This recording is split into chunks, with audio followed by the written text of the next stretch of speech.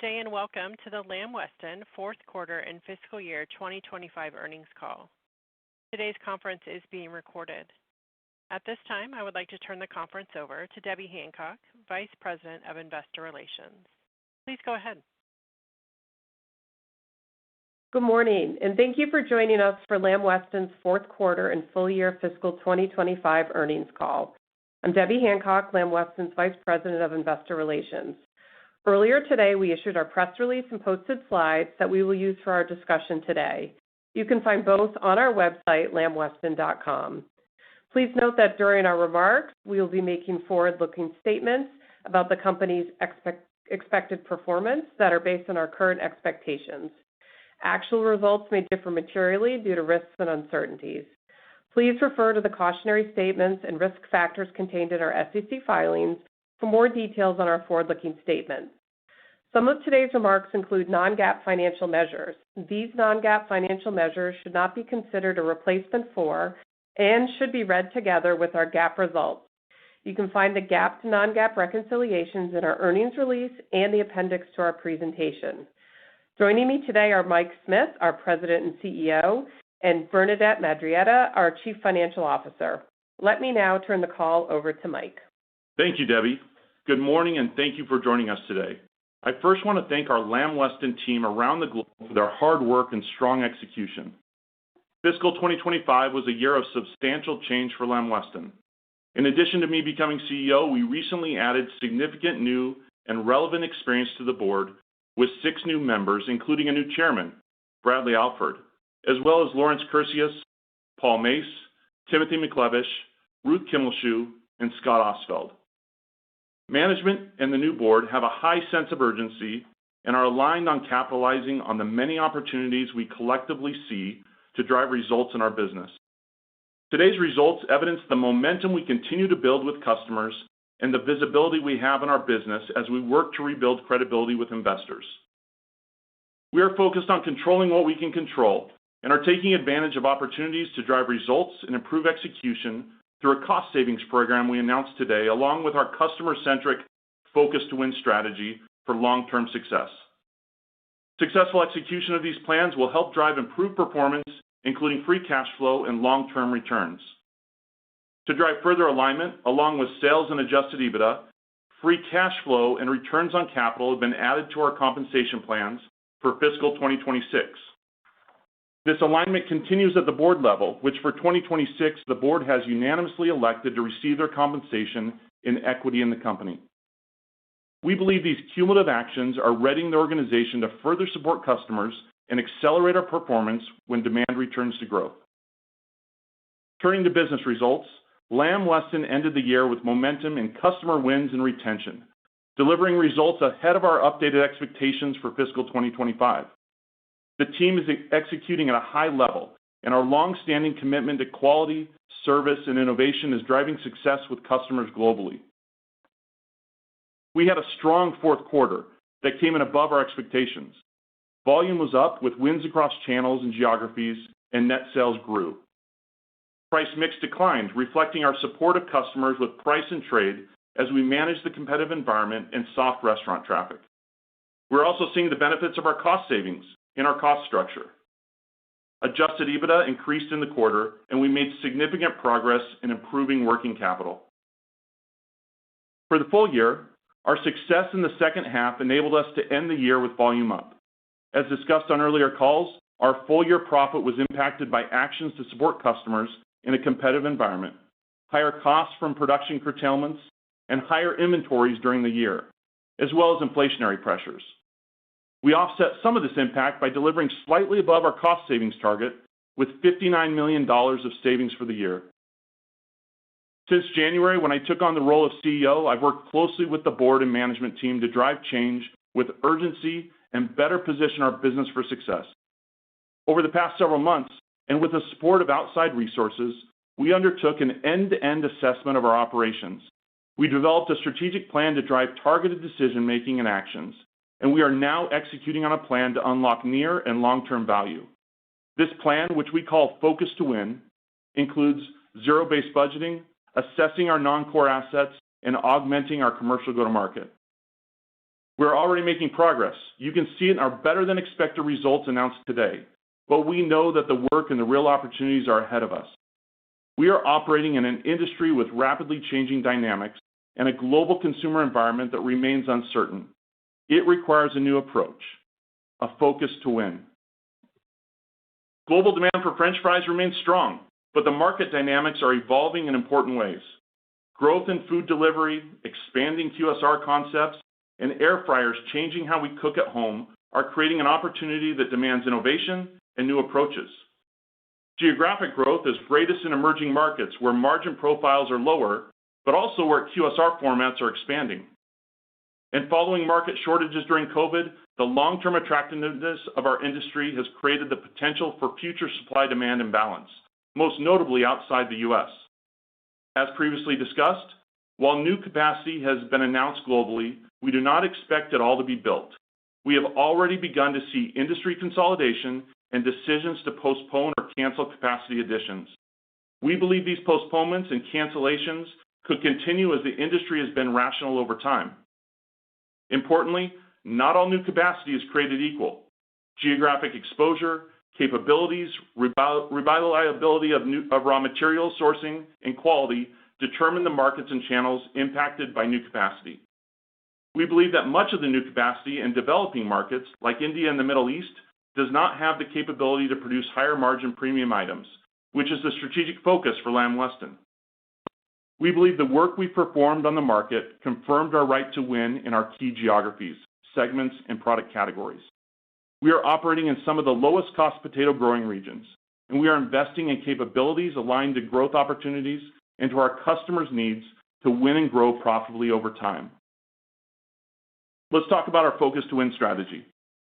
To differentiate Lamb Weston in today's market, we are defining where to play through a strategic framework that focuses our resources and efforts on the most attractive growth opportunities across markets, channels, and product segments. How we expect to win is targeted. Strengthen our customer partnerships, execute with excellence, and set the pace for innovation. We are creating a repeatable cycle with 4 elements that drive growth and profitability for Lamb Weston. First, we are focusing investments on priority global markets and segments. Second, we are strengthening customer partnerships. Third, we are achieving executional excellence. And finally, we are setting the pace for innovation. We'll talk more about these shortly. But at the core, we will do what our team does better than anyone else, be our customers' #1 partner, a world-class potato company, and an industry-leading innovator. Our focus will be on geographies, channels, and products where we can both differentiate and lead. We've built our business in part by being something for everyone. But going forward, we will continue to partner with excellence in our core markets. We will invest to grow in markets, channels, and product categories with more attractive profit opportunities where customers value our full product and service offerings. We will focus our resources on markets and segments where we have the greatest advantage and reevaluate non-core assets and markets. We will close the capability gaps in our organization, and we will target premium market segments where innovation is a differentiator. We must transform how we operate. It is how we will win.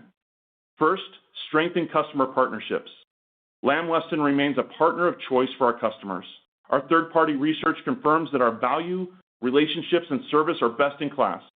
Our opportunity is to expand what we've done with our largest customers to our priority customer targets and geographies, enhancing our joint business planning activities and capabilities. Second, achieve executional excellence. To be a partner of choice for our customers and to successfully and profitably operate in an increasingly competitive market, everything we do, we must do with excellence across all functions of the company. For example, in supply chain, we are focused on operating an advantaged global footprint aligned to our growth plan with a streamlined distribution network and revamped continuous improvement team with a focus on plant productivity. This includes simplifying and standardizing operations across locations, driving OEE improvement via our Lamb Weston manufacturing operating culture, and embedding a zero-loss mindset in raw potato and materials usage. Finally, to differentiate in a competitive marketplace with changing customer preferences, we must continue Lamb Weston's long track record of being an innovation leader. Our innovation efforts have delivered incremental improvements that directly enhance the customer and consumer experience. Looking ahead, we're expanding our ambition to include breakthrough innovations such as Lamb Weston Fast Fries that allow operators in non-traditional fry channels to provide customers with fast and crispy fry offerings. These customers unlock new sources of value in channels that don't traditionally serve fries. This next chapter broadens our innovation efforts beyond product level and into areas such as process technology. Finally, we have created global innovation hubs to orchestrate disruptive innovation platforms. We believe this will create a global network of insights and innovation specialists centered on 2 innovation hubs, North America and international. In concert with these plans, and as part of our Focus to Win strategy, today we announced cost savings that are designed to better align our organization with the environment, improve efficiency, and focus on our biggest opportunities. We have identified at least $250 million of annualized run rate savings that we expect to achieve by the end of fiscal 2028 that Bernadette will talk about more in a moment. We believe these actions will lower our cost base and help ensure we remain competitive while reallocating resources on a more targeted basis to invest for growth. As I've discussed, customer and consumer preferences for our products remain high, though execution in this period of macro uncertainty will be paramount to the future success of the company. We must control what we can control to continue delivering best-in-class returns on our business. This includes streamlining our organization, implementing zero-based budgeting, and strategically investing to improve productivity and strengthen our manufacturing network. But we also should not lose sight of the bigger picture, which is that Lamb Weston will be poised to deliver for our customers with an improved cost structure and operations. When our customers see increased demand in their business, we don't know exactly when that will be, but when it does happen, we have confidence that it will, and we will be well positioned to win when it does. I'll now turn it over to Bernadette to review the fourth quarter and fiscal year performance and walk through our outlook. Thank you, Mike, and good morning, everyone. I want to start by thanking our teams for their hard work in fiscal 25 as we navigated a challenging year. Halfway through the year, we made important changes to adapt to the evolving environment and put our business on a path back to growth. Our fourth quarter results reflect the progress we made throughout the year to address the dynamic and changing environment. We delivered volume growth in the fourth quarter and for the full year, disciplined cost management, and a focus on cash flow with significant working capital improvement and lower capital expenditures. Let's begin with our fourth quarter results on slide 17. Net sales increased 4% compared with the prior year. Volume increased 8%, primarily driven by contract wins across each of our channels and geographic regions, and lapping an approximate $22 million negative impact in the prior period from a previously announced voluntary product withdrawal. These gains were partially offset by soft global restaurant traffic trends, which were down low single digits in our largest markets of the U.S. and U.K. Despite lower traffic trends, there are some positive trends in the consumption data.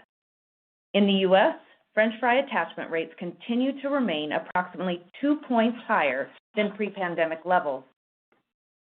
The French fry category grew 1% in the quarter, and QSR fry serving sizes also increased 1%. Price mix declined 4% in the quarter compared to the prior year, reflecting efforts to support customers on price and trade in an increasingly competitive environment in both our North America and international segments. Looking at our segments, North America net sales declined 1% compared with the prior year, primarily due to lower net selling prices. Price mix in our North America segment declined 5% due to pricing actions to support our customers, which was only partially offset by favorable channel and product mix. The favorable mix was attributable to growth in higher margin regional, small, and retail customers.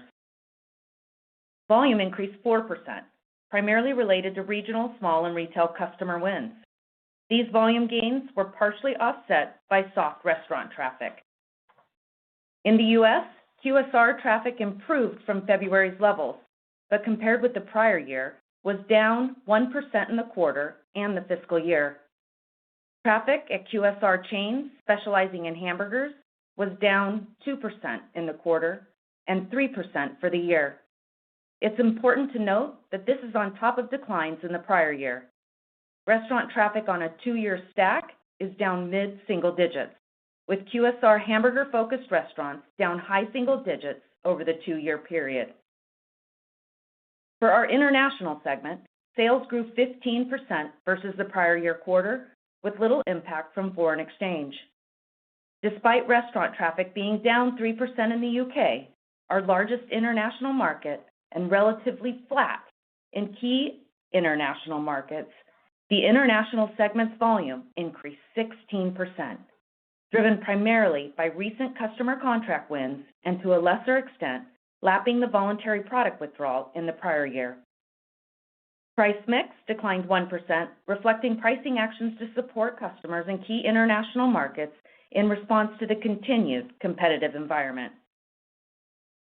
Moving on from sales, as expected, adjusted gross profit declined compared with the prior year quarter, due primarily to, first, pricing actions to support our customers. Second, deliberate choices we made to temporarily curtail some production, resulting in approximately $19 million of higher factory burden absorption. Specifically, fixed costs assigned to our curtailed lines are being temporarily absorbed by lower production levels, which leads to increased cost per pound.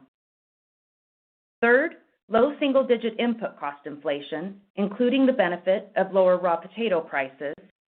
And finally, while not impacting EBITDA, higher depreciation expense from our recent capacity expansions. These actions were partially offset by increased sales volume and lapping the impact of the voluntary product withdrawal in the prior year. Adjusted SG&A declined $16 million on lower advertising and promotional spend, lapping of higher ERP transition expenses in the prior year, as well as the benefit of our cost-saving initiatives.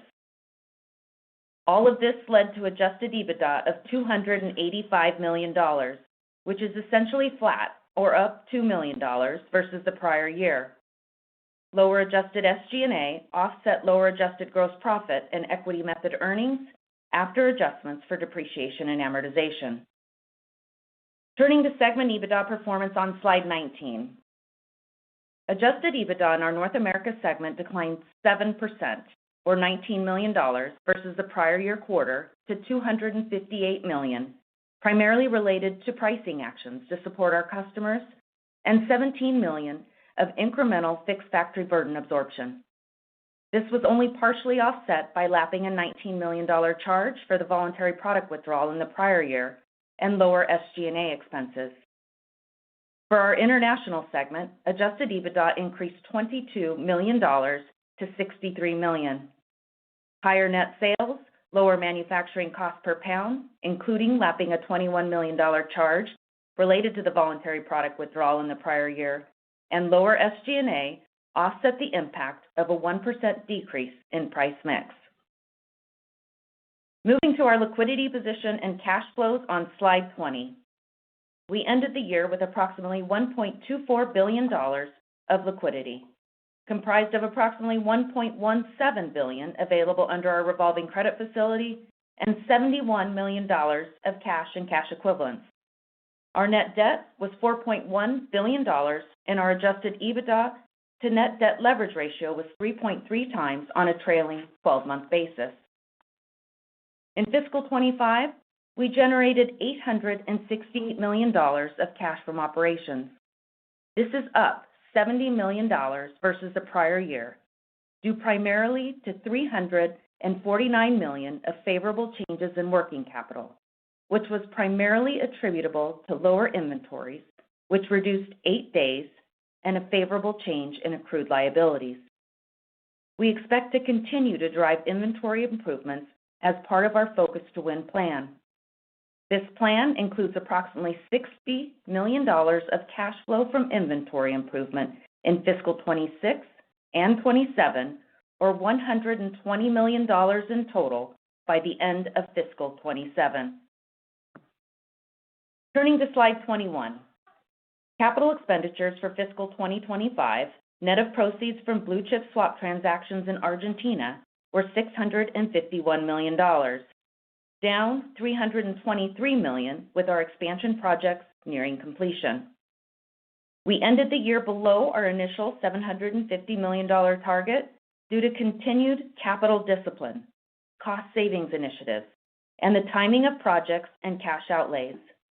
For fiscal 26, our capital spending is expected to be approximately $500 million, with approximately $400 million in maintenance and modernization and $100 million for environmental projects, which are mostly for wastewater treatment.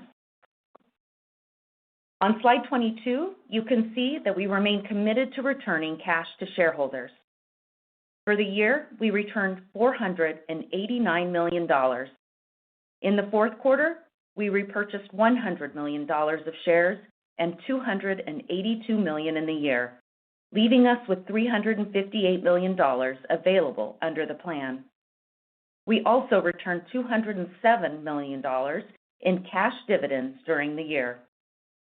We plan to continue to follow a disciplined capital allocation approach, anchored around investment in the business, its capabilities, and areas we are working to competitively differentiate Lamb Weston to execute our business strategy while maintaining a strong balance sheet and opportunistically returning capital to shareholders. Let's turn to our outlook, starting with the potato crop on slide 23. We've started harvesting and processing the early potato varieties in North America, and initial indications are that this portion of the new crop is slightly above historical averages. At this time, the potato crops in the Columbia Basin, Idaho, Alberta, and the Midwest that will be harvested in the fall appear to be largely within historical ranges, as growing conditions in these regions have been favorable. As a reminder, in North America, we've agreed to a mid-single-digit decrease in the aggregate in contract prices for the 2025 potato crop. Because we ended the year with lower inventories, we expect that we will begin realizing the benefits of lower-cost potatoes harvested out of field in the second quarter of fiscal 26. This is earlier than last year and in line with historical seasonal timing. In Europe, favorable dry and warm growing conditions in the industry's main growing regions of the Netherlands, Belgium, northern France, and Germany are expected to result in an average crop. We currently expect our potato costs in Europe to be flat to slightly lower than the previous year's fixed-price contracts. We will provide more details on the crops in both North America and Europe when we report our second quarter results. Turning to slide 24. And our fiscal 2026 outlook. The outlook includes the contribution of a 53rd week, with the additional week falling in the fourth quarter. In fiscal 26, we expect our category to continue to be in high demand, with customers and consumers prioritizing French fries as a menu and an at-home item. However, our guidance assumes continued pressure on consumers from macroeconomic and geopolitical factors.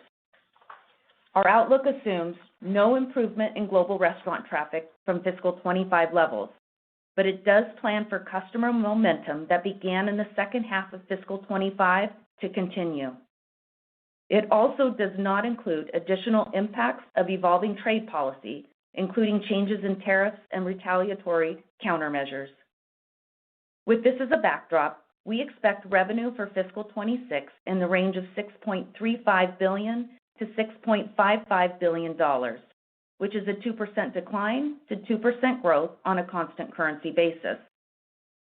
The carryover pricing actions we made in fiscal 25 to support our customers will have a negative impact on net sales in the first half of the year. Based on the timing of contract renewals, most of the fiscal 26 pricing actions will impact the second half of the year, and they are expected to have a lesser impact than those made in fiscal 25. In total, we expect sales to be stronger in the second half of the fiscal year, which will benefit from the additional week. Turning to our adjusted EBITDA outlook on slide 25. Beginning in fiscal 26, we are implementing changes in our reporting of adjusted SG&A and adjusted EBITDA to fully exclude non-cash share-based compensation expense. In fiscal 25, stock-based compensation expense was $40 million. After this call, we will publish a schedule recasting prior periods to reflect this new methodology on our investor website. With this change, we expect adjusted EBITDA for fiscal 2026 of $1 billion to $1.2 billion. We expect adjusted gross profit to be down, negatively impacted by the carryover pricing and further efforts to support customers with price and trade in fiscal 26. Low single-digit inflation, including the benefit of lower raw potato costs, and higher fixed factory burden and startup costs in our international segment, primarily related to our new plant in Argentina, which is expected to begin producing sellable product in August. Before the benefits of our cost savings program, we expect adjusted SG&A will increase compared with the prior year due to an incremental $40 million headwind related to normalizing incentive compensation expenses after a couple of years of lower than planned incentive achievement, and approximately $10 million of incremental investments, including, for example, innovation and advertising and promotion expenses to support our long-term strategic plan. Our adjusted gross margin and SG&A will benefit from the cost savings program that we announced today. We expect to deliver approximately $200 million of the full savings target by the end of fiscal 27, with about half on a run rate basis in fiscal 26. In fiscal 26, we expect approximately two-thirds of the $100 million of savings to be realized in the second half of the year. About two-thirds will benefit adjusted gross profit, and one-third will benefit adjusted SG&A this year.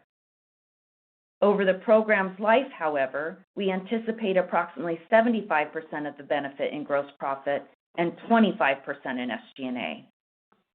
To deliver the savings, we expect to recognize approximately $70 to $100 million of cash pre-tax charges, most of which are expected to be paid in fiscal 26. Keep in mind that these savings are on top of the remaining approximately $25 million of incremental benefits that we expect to deliver under the restructuring plan we announced in fiscal 25. And finally, adjusted EBITDA will benefit from the contribution of an additional week of sales and earnings. We are targeting a full-year effective tax rate of approximately 26% for fiscal 26, excluding the impact of comparability items. This tax rate is forecast to be in the high 20s in the first half of the year and low 20s in the second half of the year, reflecting the expected timing of discrete items, most notably in the fourth quarter. We do not expect the recently enacted U.S. federal tax legislation to have a material impact on our fiscal 26 tax rate. In summary, Lamb Weston is operating from a strong financial foundation, and we believe the steps we announced today will enable us to improve our competitiveness and financial position through cost savings, establishing clear strategic priorities and working capital improvements. We believe these expected savings, together with lower levels of capital expenditures and working capital improvements, will help drive improved profitability and cash flow over the long term. I'll now turn the call back over to Mike. Thank you, Bernadette. I'm confident in the direction we are taking Lamb Weston, and we are making important and significant changes to our business to compete more effectively in today's marketplace. We have organizational alignment to capitalize on the tremendous opportunities in front of us. We will drive performance by focusing on the controllables, but we do so knowing it will provide an even bigger opportunity for us and our customers when restaurant traffic returns to growth, and we will be ready. With that, we're happy to take your questions. Thank you. If you would like to ask a question, please signal by pressing star one on your telephone keypad. Please make sure your mute function is turned off to allow your signal to reach our equipment. Again, press star one to ask a question. We will go first to Peter Galbo with Bank of America. Hey, good morning, Mike and Bernadette. Thanks for the question. Morning, Mike, Peter. Morning. I wanted to start on the EBITDA, margin target for the year. I think is around 17% at the midpoint, and that would kind of be the lowest. It been since the company was spun public on a standalone basis.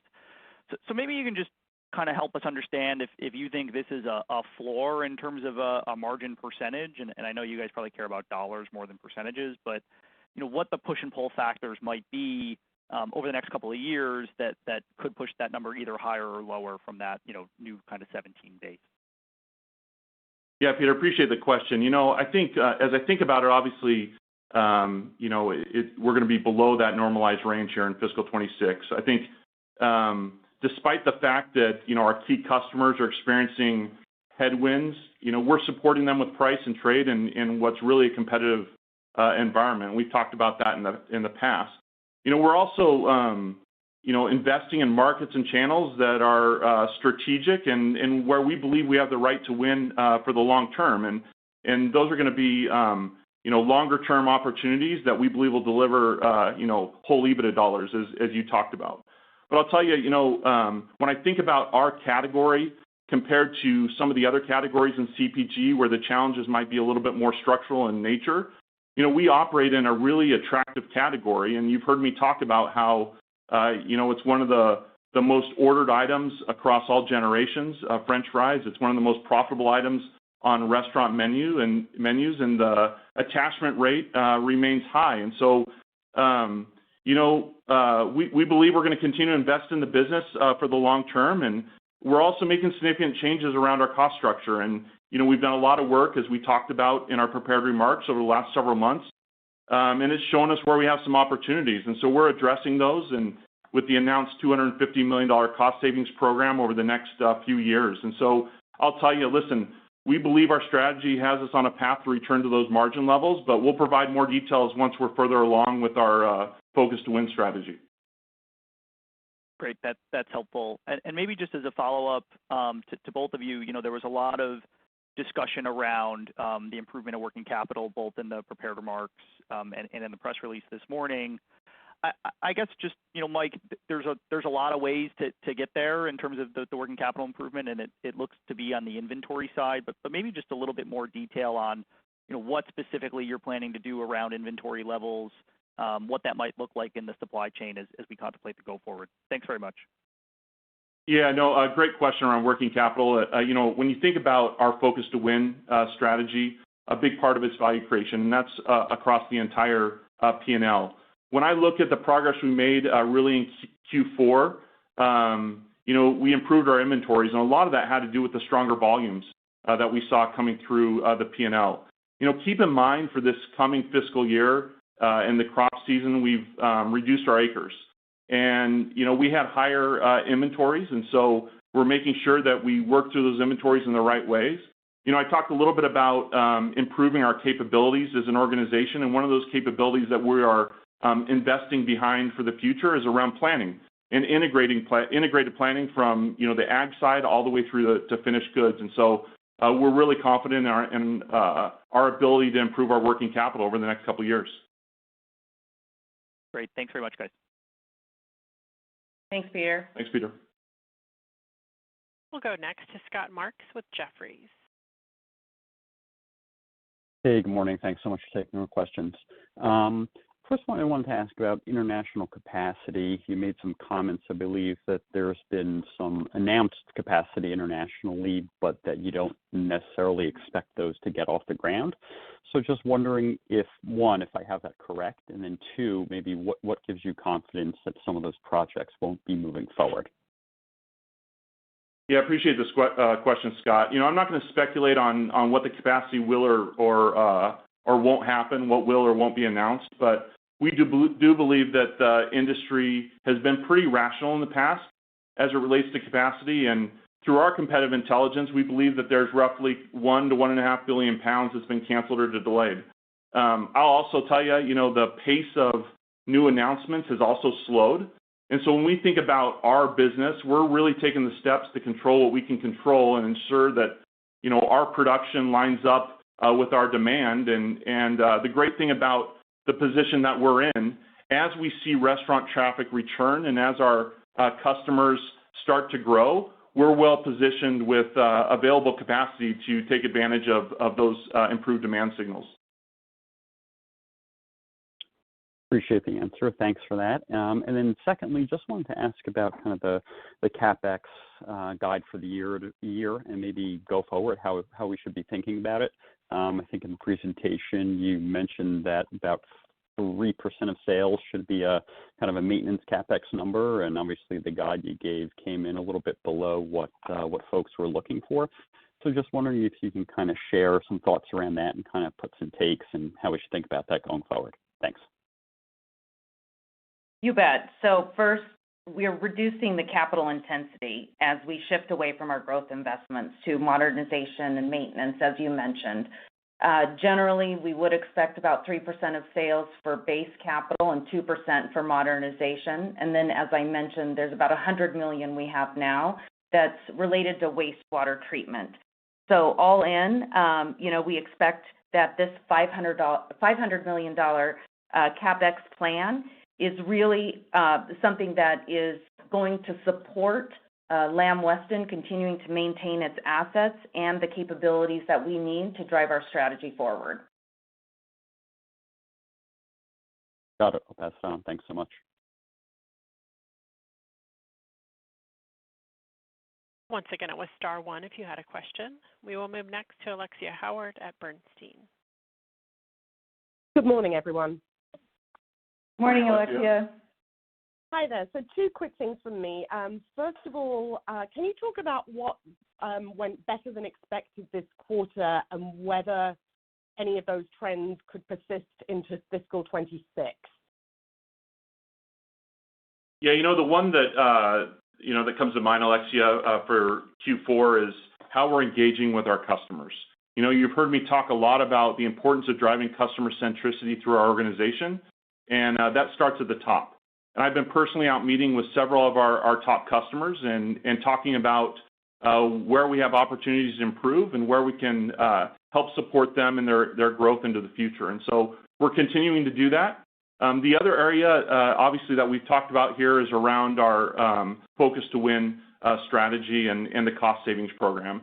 And obviously, we've been doing a lot of analysis over the last several months, but we've already started to focus in some of those areas to start implementing some of the opportunities that we see, specifically around better execution on the business, as well as focusing on our innovation moving forward. Yeah, and Alexia, the only other thing I'd mention is just the really strong volume growth across all of our channels and all of our regions. I think, as we mentioned, North America volume was up 4% and international volume up 16%. And as Mike mentioned, that's a big reason we were able to also drive down our inventories at the end of the year. Very helpful. Can I follow up with a question about the burger channel? I think you said on a 2-year stack, the traffic in there is still down, I believe, high single digits you mentioned. How much exposure do you have to that channel in North America? Because I'm trying to figure out if there's a risk if GLP-1 weight loss drugs really step up next year with the pill versions coming out. Could that have a material impact, or are there ways that you can insulate yourself from that kind of outcome next year? Thank you, and I'll pass it on. Alexia, good question. Alexia, when you look at QSR servings or fry servings, 85 or over 80% of fry servings come from the QSR space.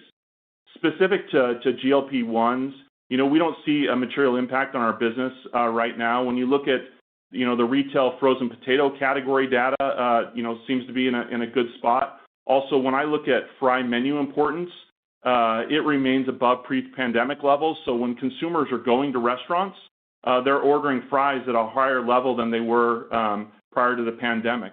We continue to engage in industry studies, and we're evaluating the consumer just like all the other companies out there on what the impact of GLP-1s might have. And we have our innovation team aligned to make sure that we adjust and change with any sort of consumer preferences that may come our way. Great. Thank you very much. I'll pass it on. We'll move next to Steve Powers with Deutsche Bank. Great. Good morning. Thanks.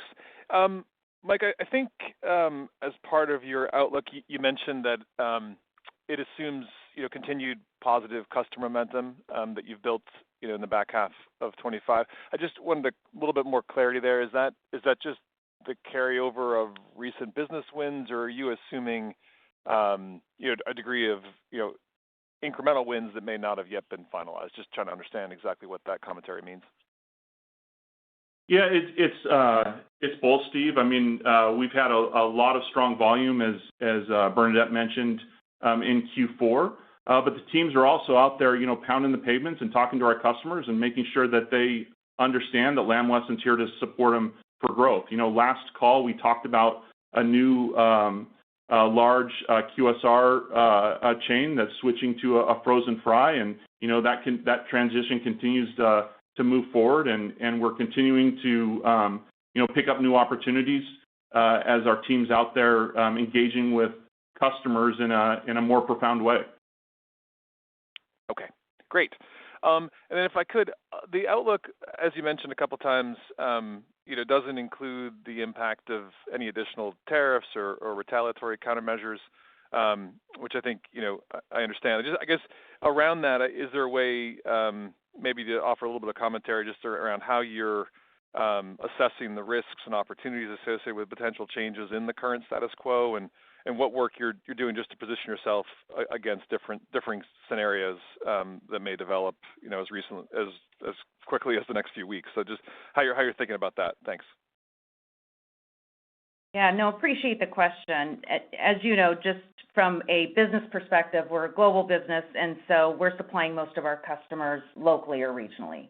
As it relates to our cost structure, our biggest area where we will be impacted by tariffs is oil and some of our ingredients. We continue to look at opportunities for us to look at different blends and other things to mitigate exposure. But in total, if the August 1 tariffs do come to fruition, the exposure to our financial results and our outlook is about $25 million. Okay, very good. Perfect. Thanks for that. Appreciate it. We'll go next to Mark Tarenti with Wells Fargo Securities. Hey, good morning, and thank you for the questions. First, just on your outlook for sales, expected flattish overall. Price mix is expected to be down, implying volumes could be flat to up even. How much of that is driven by the 53rd week falling in Q4? And then with your carryover customer wins and your level of visibility into the year, any more color on expected sales cadence through the year? Thanks. Yeah, no, thank you for the question. As we look at the first half and the back half of the year, our sales are going to be much more pressured in the first half of the year, primarily due to the carryover pricing from fiscal 25. From a volume perspective, we've got the carryover volume momentum that was included in there, but most of the volume impact is going to be in the 53rd week in the back half of the year. That's where you're going to see some of the increase in volume. And to a lesser extent, you will see impact of pricing in the back half of the year with the fiscal 26 pricing actions that relate to the fall contract renewals.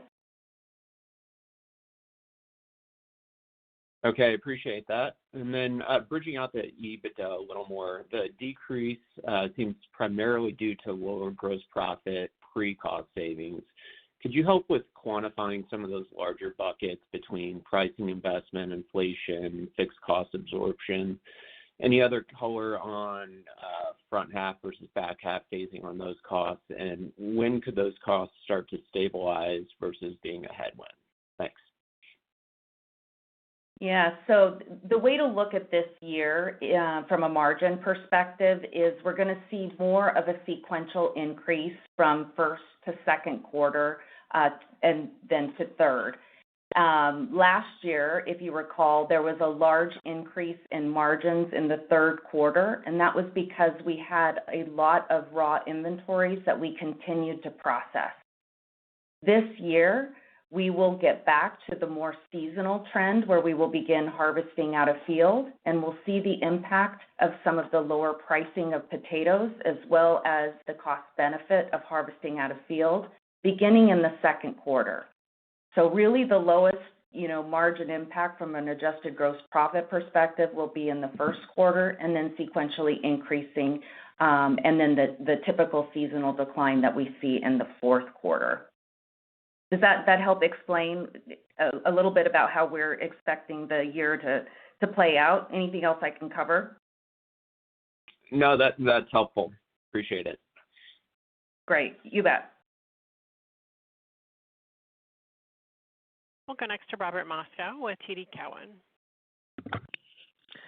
Hi, thanks. I appreciate the commentary about what's happening in terms of how you interpret global capacity increases.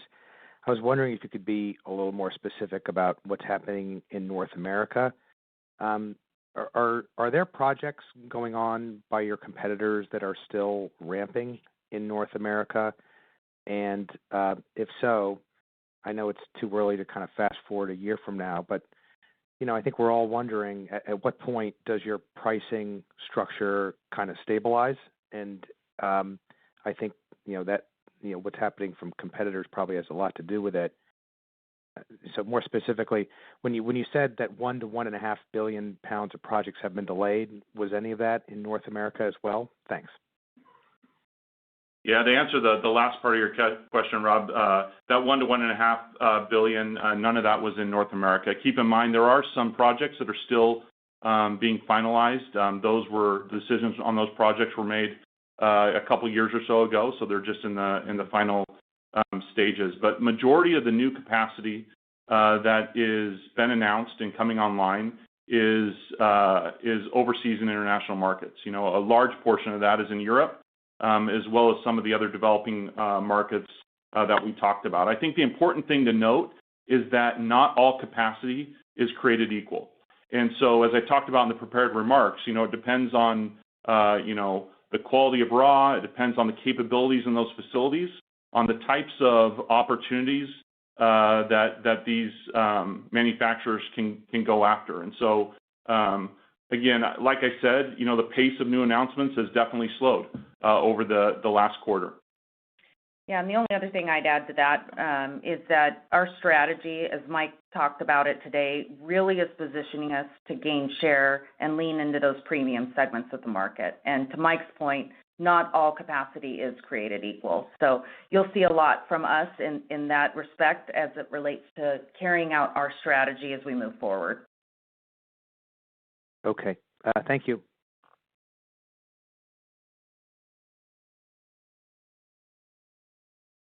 We will go next to Carla Casella with J.P. Morgan. Hi, thanks for taking the question. Just wanted to ask you, your leverage target, is it still that 3.5 to 4 times range? And do you see taking leverage up to that level, or is that more just the level in case you see the right opportunity in terms of M&A? Hi, Carla. Thanks for the question. Yes, we do continue to target a ratio of about 3.5 times, and we'll reduce debt as warranted to make sure we maintain this level. Okay, yeah, great. we also. Go ahead. Carla, I was just going to say the other thing for us is we also are open and then will entertain M&A or other joint venture partnerships in the future. Okay, that's great. I was just on that. I was just doing a follow-up actually on that note. Are there, what are you seeing in terms of opportunities? I know you had been looking to more international M&A and buying in some of the regions. Is there any more opportunity for those kind of easier, businesses you already know type M&A, or anything more off the board you would look at? No, we're continuing to focus on the potato industry, and we'll continue to look at M&A globally as long as it's in the right markets with the right capabilities that support our Focus to Win strategy. And so, we'll continue to keep our options open, and like we said in the past, we'll look at M&A, we'll look at joint venture partnerships and other ways to grow our business around the globe. Okay, great. Thanks for the time.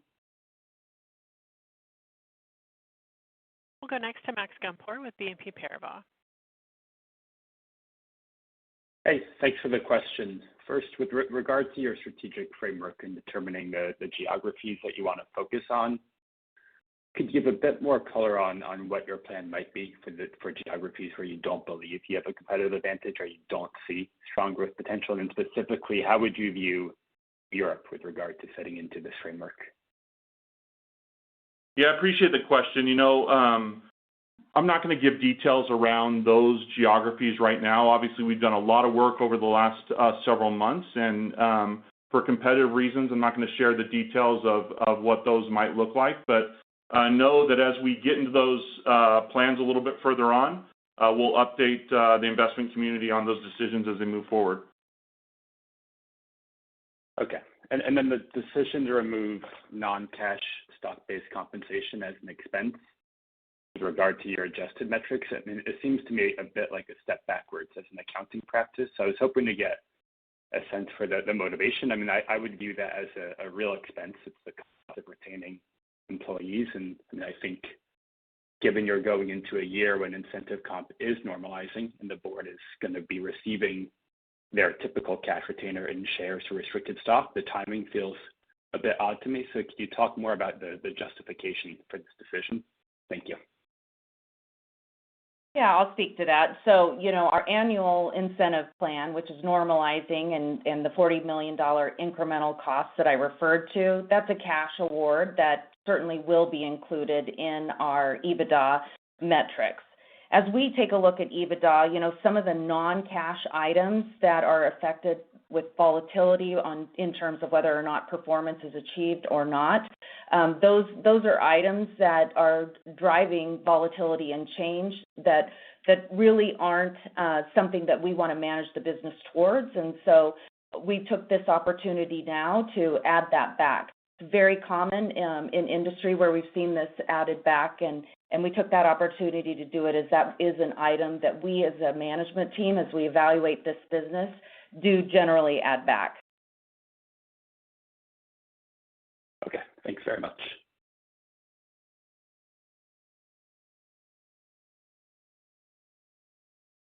That will conclude our Q&A session. We will now turn the conference back to Debbie Hancock for any additional or closing remarks.